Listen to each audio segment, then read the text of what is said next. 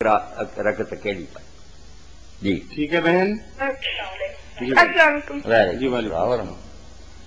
یہ دعا کے بارے میں کہا. میری بہن نے جو بات پوچھی ہے نا کہ دعا کرتے ہیں اللہ تعالیٰ اس کی عمر دراز کرے، وہ کہتی ہیں عمر تو طے ہے، کیوں یہ دعا کرتے ہیں، یہ بیکار چیز ہے.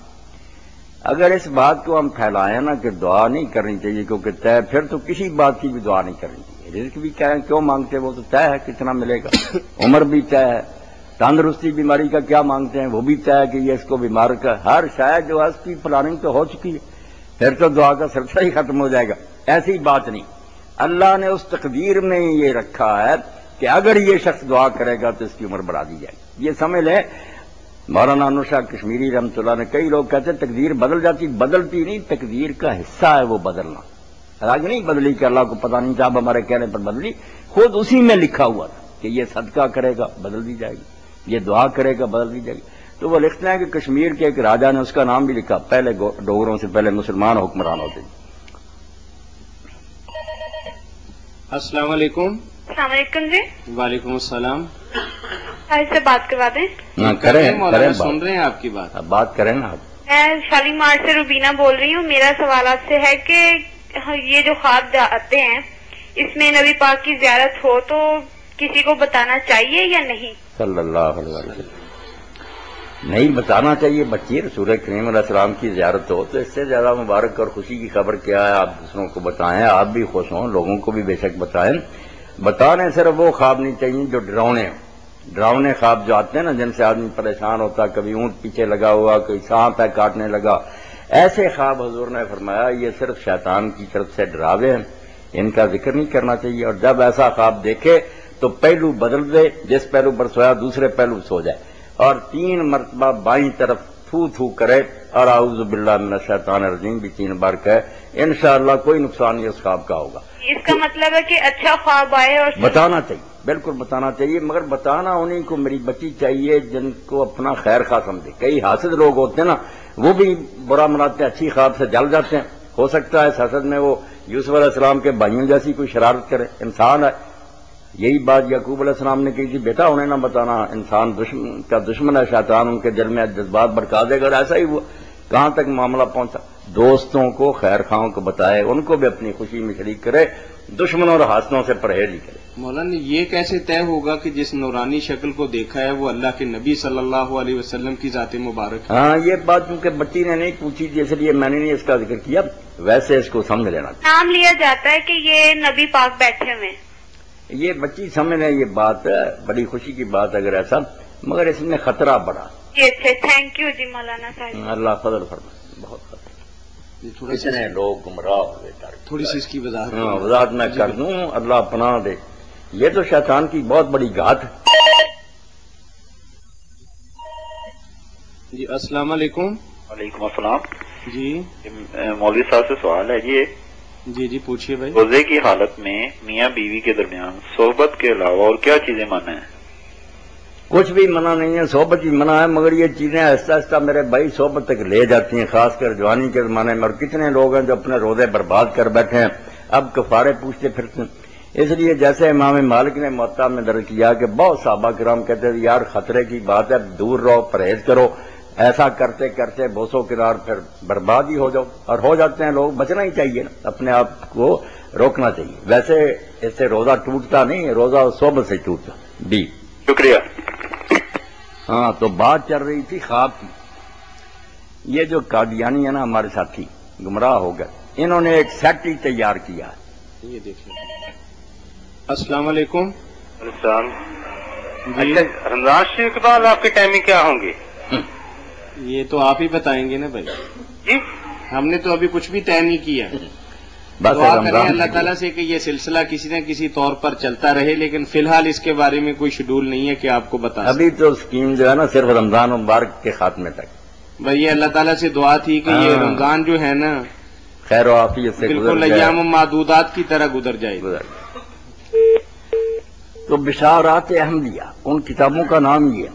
ان لوگوں نے حلفیہ، تاریخ، وقت لکھ کر بتایا کہ ہمیں کعبہ میں لے جاؤ، ہم حجر اسود پر ہاتھ رکھ کر قسم اٹھائیں گے کہ رسول اللہ ہمیں خواب میں ملے.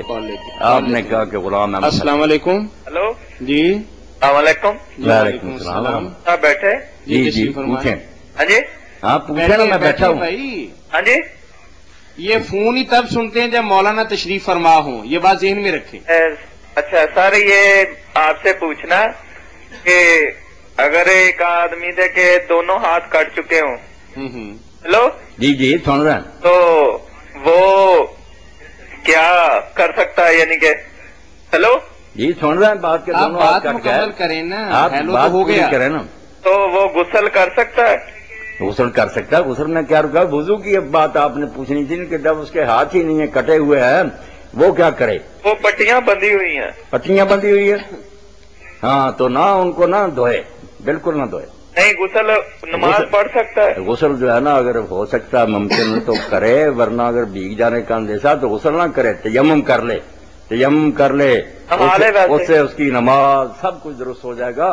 جو جی چاہے کرے, تیمم سے اتنا ہی پاک ہو جاتا ہے آدمی جتنا غسل سے ہوتا ہے. اگر احتلام وغیرہ ہو جائے, نہیں احتلام ہو جائے, کچھ ہو جائے, مباشرت کی ہو, وہ آدمی اگر تیمم کر لے کہ ایک مرتبہ دونوں ہاتھ زمین پر مارے, وہ اپنے منہ پر مر لے اور وہی ہاتھ اپنی ہتھیلیوں کے پیچھے پھیر لے, بس کافی ہے. اس سے وہ پورا پاک صاف ہو گیا. جیسے میں نے اب نا نماز عید کی پڑھنی ہے, نماز عید پڑھے وہ تیمم کر کے, دونوں ہاتھ اب پٹی سے بندھے ہوئے ہیں, تو میں نہا کر عید پڑھنے جا سکتا ہوں؟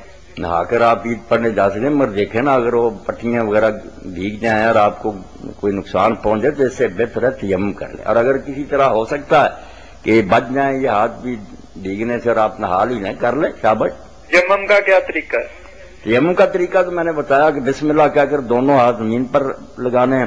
اچھا, اگر زیادہ مٹی لگ جائے تو پھونک بھی مار لینی ہے, منہ پر نہ زیادہ مٹی لگے. اور وہ ہاتھ جو ہے نا دونوں, ہاں جی, وہ اپنے چہرے پر مل لینے. ٹھیک ہے. اور چہرے کے ساتھ بعد میں جو ہاتھ ہے نا صرف ہتھیلیاں, گوڑیاں نہیں, ہتھیلیاں. آپ کیفیت دیکھ لیں, کل کیبل پہ آپ دیکھ لیں گے. ایک طرف تو مٹی لگی نا, جو پچھلا ہے حصہ ہاتھوں کو, ان پر وہ ہتھیلیاں پھیر دیں گے. آپ مطمئن رہیں کہ 10 سال بھی ایسا کریں گے نا, وہ غسل اور وضو کے قائم مقام, کوئی شک نہیں ہے. تو اس کے بعد ہلو سب کچھ کرے, نمازیں پڑھے, قرآن پڑھے, جو جی چاہے کرے. کپڑے بدل لیں. ہاں بدل لے, کپڑے بدل لیں, یعنی کہ اب یہ طریقہ کر کے ہاں پاک ہو گیا نا. پاک ہو, اوپر کر کے ہاں سارے جسم پر اگر پانی ڈال کے نہا لوں, ہاں نہا لے. اس کے بعد کپڑے بدل کے نماز پڑھ سکتا ہوں. اگر تو جسم باقی نہ, اور نیچے رکھ کر بسم اللہ پڑھنی ہے. بسم اللہ, بسم اللہ پڑھ کر وہ ہاتھ اپنے چہرے پر پھیر لینے, ہاں اور سارے جسم پر نہیں, سارے جسم پر نہیں, منہ پر پھیرنا ہے, ہاتھوں پر, چہرے پر, چہرے پر اور ہاتھوں پر, ہاتھوں پر. ہتھیلیاں جو نہیں دے. آپ کہاں سے بات کر رہے ہیں؟ میں جی یہاں فیصلہ آباد سے بول رہا ہوں. آپ ملا بھی کریں نا, اگر ایسی پریشانی تو مل کر حل سمجھ لیا نہیں, کریں. فیصلہ آباد میں آپ کی تھوڑی رہنمائی کرنا چاہتا ہوں کہ کس جگہ سے آپ بات کر رہے ہیں. میں علامہ اقبال کالونی سے بول رہا علامہ اقبال کالونی پہ آپ پاکستان کیبل کل آپ دیکھیں گے نا جب عصر کے بعد, ہوں. ہاں جی, تو اس میں کیفیت دیکھ لیں کہ مولانا جیسے کر رہے ہیں ویسے ہی آپ کریں گے. اب آپ کے لیے اسپیشل مولانا کرنے لگے ہیں تیمم کس طریقے سے کیا جاتا ہے. سب دوست دیکھ لیں, یہ دیکھ لیں. بسم اللہ. نہیں اب میں دیکھ رہا ہوں آپ کا فتویٰ, وہ کل آپ دیکھیں گے نا جو آج مولانا کر رہے ہیں. جو آج کریں گے. جی آج کر رہے ہیں نا, آج میں کل نے آپ کر دیکھیں. دیا نا, آ جائے گا کل آپ کے سامنے. تو فتویٰ آن لائن لکھا ہے اور کالی جیکٹ پہنی ہوئی, آپ بیٹھے ہوئے ہیں. جی بیٹھیں, چلیں ٹھیک ہے باس. ہاں جی آپ کل دیکھ لیجئے گا انشاءاللہ تیمم کی کیفیت نا, کہ ٹھیک ہے. کس طریقے سے ہوتا ہے, تو پھر فون کر لیجیے. کل نظر آ جائے گا. جی انشاءاللہ. جی نبی کریم صلی اللہ علیہ وسلم کی انہوں نے زیارت. بیچاروں نے حلف اٹھایا کہ ہم سے جیسی چاہے قسم لے لو حضور ملے. آپ نے کہا کہ قرآن سچا ہے, اس پر ایمان لاؤ. اور ایسے ہی اور لوگوں کے خواب بھی پڑے, مختلف خیالوں کے. وہ کہتے ہیں ملے ہیں مجھے, کہتے ہیں رفع جانی کرنا. یہ ملے ہیں, ان سے ملے ہیں, یہ کہتے ہیں مجھے تو ہدایت کی رفع جانی کرنا. السلام علیکم. میں نے یہ سب کتابیں پڑھی, بڑے بڑے نیک لوگ. السلام علیکم. وعلیکم السلام. جی میں جہال سے بول رہی ہوں, مسز عرفان. جی مجھے مولانا صاحب سے پوچھنا تھا کہ ہماری نا امی اتقاف پہ بیٹھی ہیں, تو اتقاف میں ہم ہمارے گھر کے نا وہی بڑی ہیں, انہی کے مشورے سے ہم نا ہر کام کرتے ہیں, ان کی اجازت سے نا. تو اگر کوئی ان سے مشورہ لینا ہو یا بات کرنی ہو تو ہم کر